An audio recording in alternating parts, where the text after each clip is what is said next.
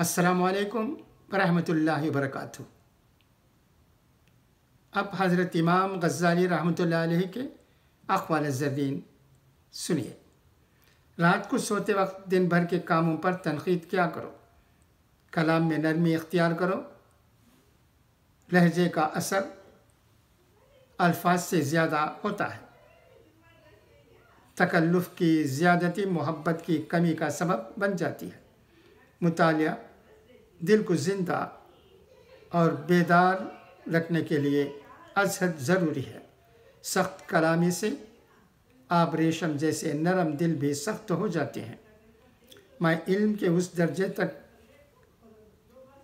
اس طرح پہنچا کہ جو کچھ مجھے معلوم نہ تھا میں نے اسے معلوم کرنے میں شرم محسوس نہ کی۔